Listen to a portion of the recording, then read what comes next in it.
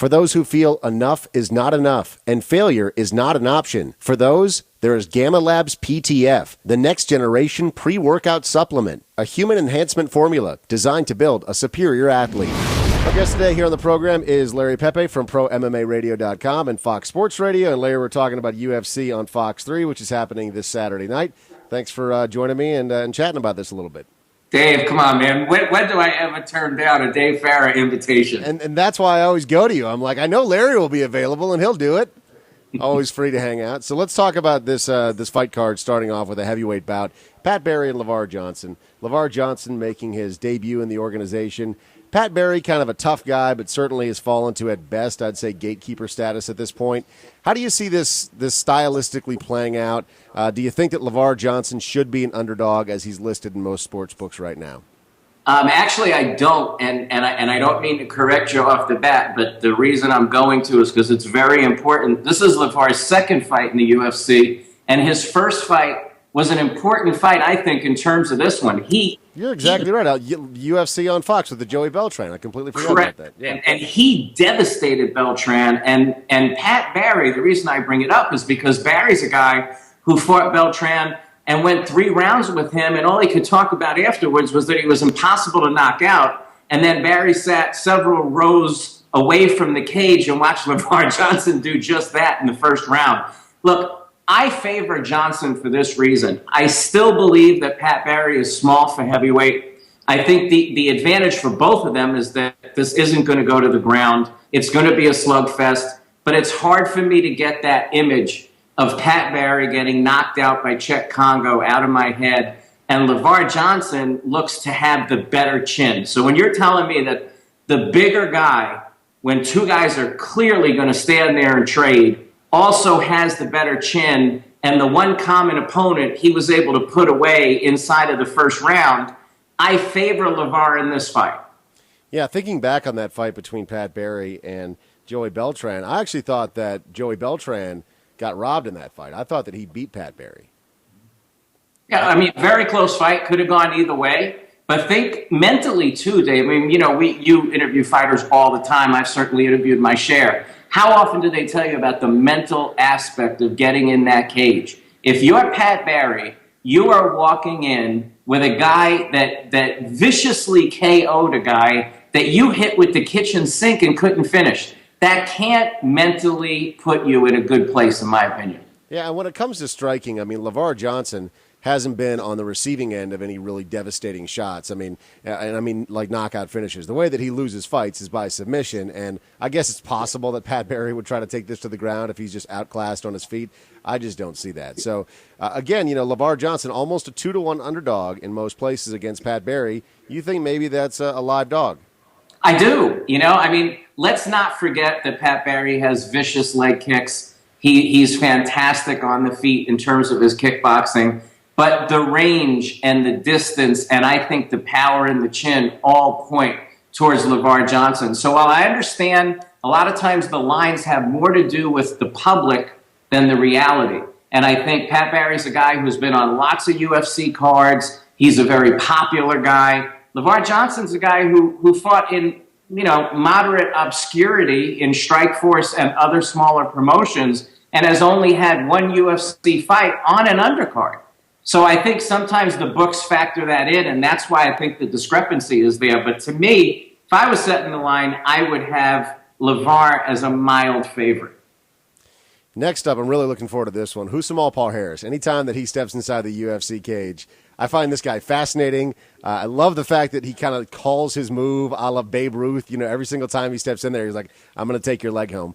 But he's taking on Alan Belcher, and Alan Belcher is no slouch either. He's a tough guy. Certainly when it comes to the sports books here in Las Vegas, people are tipping their cap towards Husamal Paul Harris. He is about a 3-1 favorite over Alan Belcher. How does that line sit with you, and does this fight end any way other than Husamal Paul Harris walking away with Alan Belcher's knee? Well, he does have other submissions. He's also got a vicious armbar, but you're right, man. He dives for the legs, and once he gets a hold of it, it's a wrap. And Palaris, to me, his jiu-jitsu is the equivalent of a knockout punch to me. It comes so fast, so violently, It's almost like it's not set up at all. Before you know it, you're in a position you can't get out of. And not only are you tapping, you're making an appointment with the orthopedic surgeon. So I can't take Belcher in this fight. This is only his second fight back after having the detached retina, being out for over a year, 16 months, wondering if it was the end of his career. He took on an overmatched Jason McDonald in the first fight back. Was a nice win for him to get back on track. But I just think Palhares is at another level. If you take out that bizarre thing he did when he fought Nate Marquardt and basically stopped fighting and looked at an imaginary referee somewhere because he thought that Nate's leg was greased, he would have 7 wins in a row in this middleweight division. He does have 3 in a row. He's a vicious submission artist, and I just don't see Allen being able to fight off that submission. Is Palhares knocking on the door of a potential title shot if he wins this fight, especially definitively on Fox? Without a doubt in my mind. I mean, I've been a big Palhares fan / advocate for a while now because I think, here's the thing, Dave. We always talk about matchups. We always talk about, who can fight Anderson Silva? How do you beat Anderson Silva? And Chael created that blueprint because his wrestling was that much better. Well, Palhares' jiu-jitsu is that much better. So the question is, could he get Anderson to the ground? Who knows? But if he does, Anderson has no chance of rolling with him on the ground for any period of time and not being submitted. So when you look for matchups that are intriguing, Palhares is intriguing for anybody because he does one thing better than any middleweight in the world, in my opinion. And if he gets you in his space, unless you get lucky or you're exceptionally good at defending leg locks, you're done. And I think that makes him a threat to be a contender for sure. Co-main event of UFC on Fox 3, Josh Koscheck, Johnny Hendricks. It did surprise me to see that pretty much across the board, Josh Koscheck an underdog in this fight. Johnny Hendricks a favorite. Now, Johnny Hendricks is coming off of a huge knockout win over John Fitch, and that surprised almost everyone. He's got 3 wins in a row now. However, Josh Koscheck has always been that perennial contender. It seems like he's 2 or 3, sometimes 4 in the top 5 in the UFC's welterweight division. Do you think that it's correct to say that Johnny Hendricks is a favorite? And do you think that Johnny Hendricks could really beat Josh Koscheck and possibly be #1 contender in the UFC's welterweight division with a win on Saturday night? I understand why he's the favorite, but I don't make him the favorite. Look, Koscheck has 20 fights in the UFC. He's 15-5. A lot of experience there. These guys are mirror images of one another from a standpoint that they're both national champion collegiate wrestlers. Koscheck once, Johnny twice. When you look at their last 2 fights, I think that's why the line has skewed in favor of Hendricks. He comes in, knocks John Fitch senseless in 12 or 14 seconds of the first round. And Koscheck comes in, I think, unmotivated, problems in his camp when he was still at AKA before he left, and all sorts of things. Not making excuses for him, but I don't think he was motivated. And I thought he lost to Mike Pierce. It was a split decision. I gave it to Pierce 29-28. Having said that, Koscheck has a lot of pressure on him and a lot to prove in this fight. If he loses this fight, he tumbles down that welterweight ladder significantly. And I don't think there's really any coming back in this division for him if that happens. He's left AKA. This is his first camp at Dethrone Base Camp, which is his camp now. He's made a lot of comments about AKA and Javi Mendez over there. So I think he has a lot of pressure in that respect. I don't know if he's got some Fitch revenge on his mind as well. I'm a big Hendricks fan. I think the interesting thing in this fight is that I think the wrestling could cancel out. I think Koscheck's the more athletic. I think they both have big hands. Koscheck the right, Hendricks the left. So for me, this fight's close to a pick'em. And when it's that close, the experience factor, I think, comes into play. Being in big fights and fighting the top competition in this division, which Koscheck has done, and Hendricks, while 7-1 in the division, really the one big name that he faced was Fitch. So I would favor Koscheck slightly, but I'm not surprised that Hendricks is a favorite given the knockout of Fitch. Because of the split with AKA and Josh Koscheck, do you think that leaves the door open for a potential Josh Koscheck, John Fitch fight, or is that still off the table completely? It seems like it's still off the table. And to be honest with you, Dave, I don't know that it's relevant anymore. You know, they would both have to do a lot for that fight to really be necessary. And the reality is that when it was necessary, not make it happen. And whether you agree or disagree with that strategy, they didn't. So my feeling is it wouldn't happen. I know Koscheck has said he still wouldn't fight Fitch, but I think a lot has to happen for that to be relevant. And I think Koscheck is a matchmaking nightmare for the UFC because he's already lost twice to GSP. If you believe, as I do, that GSP is going to beat Carlos Condit, if Koscheck is the number one contender, that's one of the least marketable title fights that they could possibly put on. Right. So from that standpoint, if I'm the UFC, I'm hoping that Johnny Hendricks wins this fight because having Koscheck knock off potential number one contenders in the division, like he did when he fought Anthony Johnson and Paul Daly after he had already lost to GSP in a non-title fight, not a great strategy for really promoting this division and having good opponents for GSP to fight. Yeah, but I love the idea of a Koscheck and Diaz fight. I mean, it's just the two ultimate heels in the UFC's welterweight division. I think that's a lot of fun, but then, of course, if Koscheck wins, it sets him up potentially as number one contender, and you're right, that's a disaster. Let's talk about the other Diaz brother, Nate Diaz, in the main event against Jim Miller. Jim Miller, a pretty sizable favorite going into this fight, about 2.5 to 1 in most places. Nate Diaz is an underdog, plus 195. For those of you that are new to betting on mixed martial arts, that means that you'd have to bet $235 on Jim Miller when he's minus 235 to win $100. And Nate Diaz, he's plus 195. That means that if you bet $100, you'd get $195 plus your original bet back. Nate Diaz being about a 2 to 1 underdog. Make sense to you? No, I actually think he should be about a 4 to 1 underdog. Wow.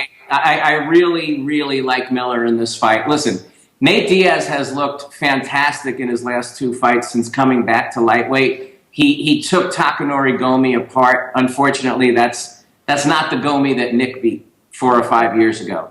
Then most impressive to me was what he did to Donald Cerrone. He just took Cerrone apart, outstruck him, and I thought he emotionally beat Donald because Donald put him on his butt 6 or 7 times with leg kicks and sweeps. Never went to the ground where I think he could have had an advantage.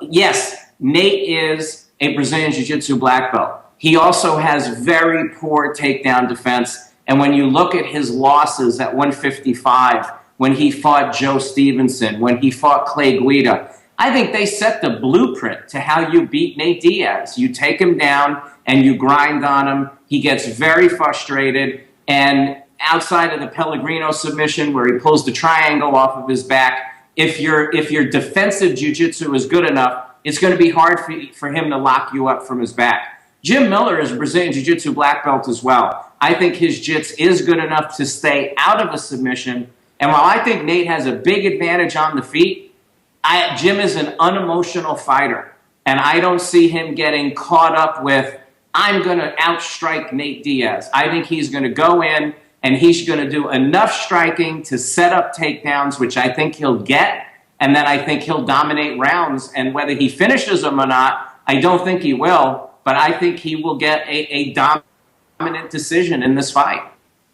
Is Jim Miller, and I'll run through these again real quickly so you can make up your mind, but is Jim Miller the best bet on the card? Again, Jim Miller is about a 2.5 to 1 favorite.